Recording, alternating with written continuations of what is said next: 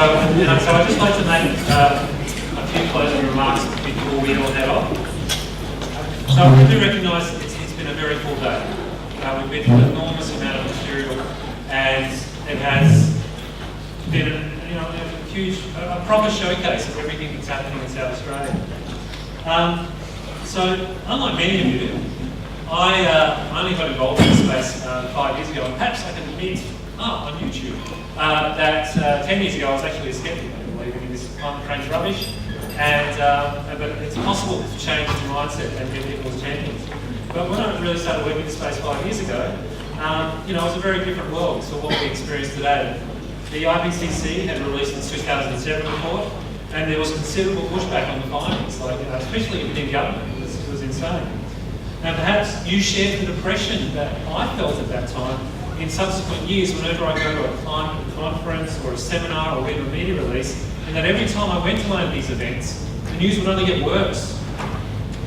For several years I heard that seas were rising faster than initially thought, feedback loops were acting more strongly, and our region was drying faster than models predicted.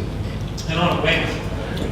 Really, it's only been in the last 12 months that climate science seems to have stabilised, and there's not this constant downgrading of our future. Although actually I have to reflect on Darren Ray's presentation about the Arctic sea ice on that comment. We also lived in a world where there was a great deal of doubt about even whether the climate is changing. There was certainly no widespread or established mechanisms to deal with the impacts. Despite this, before the issue was politicised, the majority of Australians believed that action to address climate change was necessary. The call for action went through considerable decline afterwards with the focus on the carbon price.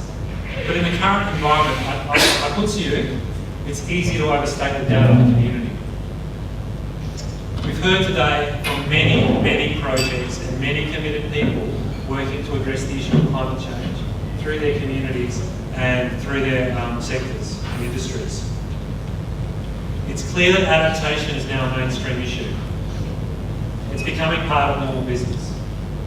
To think that such a transition was possible within 5 years gives me great hope for the future. We owe this transition in no small part to institutions such as NCAR, CSIRO, SARDIC and the Bureau of Meteorology. But more importantly, we owe it to you. We are the people, and people such as yourselves, who have worked in your communities and sectors to engage decision makers, drive reform and put the issue on the table. I was recently asked by someone how long until the community will be prepared for sea level rise. And I used the obvious answer, about 300 years.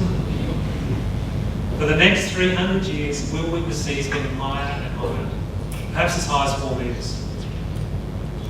Planning for communities at risk of 1 metre of sea level rise will help deal with our short to medium term issues.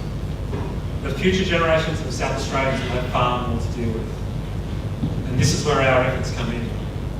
I paraphrase the words of Ross Garner. The reason why we work so hard today to address the impacts of climate change is to ensure that future generations are merely left with a very difficult task to contend with, not an impossible one.